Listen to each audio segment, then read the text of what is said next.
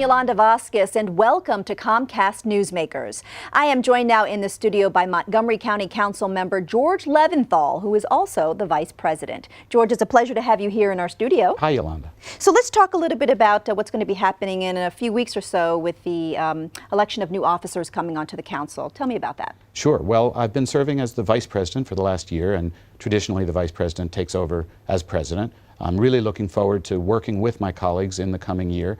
We have 7 experienced council members who were re-elected, and we have 2 new council members who are also both very experienced. In fact, Councilmember-elect Sidney Katz has 36 years of experience as an elected official on the Gaithersburg City Council and as mayor, and Tom Hucker, Councilmember-elect, has served 8 years in the General Assembly in the House of Delegates. So we're really looking forward to working together. Of course, we have a new governor here, and we don't yet know, and I think he doesn't yet know exactly what challenges await us, but we want to work with him as well, and we appreciate his message of strengthening our economy and growing jobs.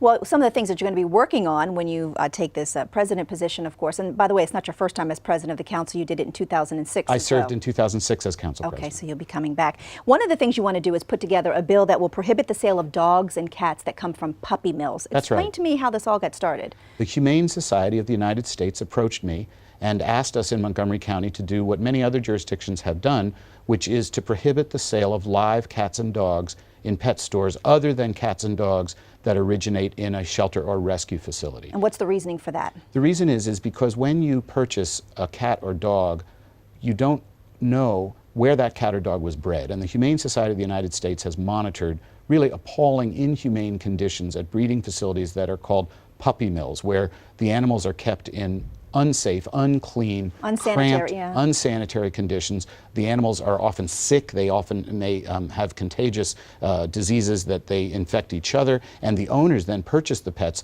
and have all kinds of problems that they didn't anticipate. So this is a national movement to affect puppy mills, and in Montgomery County, I'm very optimistic. It's been very well received, a big popular response. And so you're pushing people to obviously go to adoption centers, a Humane Society. That's exactly right. We encourage our residents to get their dogs and cats from a shelter or rescue facility, and we have 2 excellent ones in Montgomery County, one operated by the Humane Society and the other by the county animal shelter. Okay, great. So let's talk about another bill that would prevent people from putting pesticides and herbicides on their own lawns? That's correct, yes. So this has been done in most of Canada and in a handful of communities in the United States. The American Academy of Pediatrics has determined that pesticides and herbicides pose a direct threat to brain development in young children and are also carcinogenic. And so I heard complaints from constituents, for example, whose children are asthmatic, and where you have a next-door neighbor who wants a perfect green lawn without a single dandelion, the pesticide is floating in the air and the children next door have to be kept inside. That's not fair. That's not reasonable.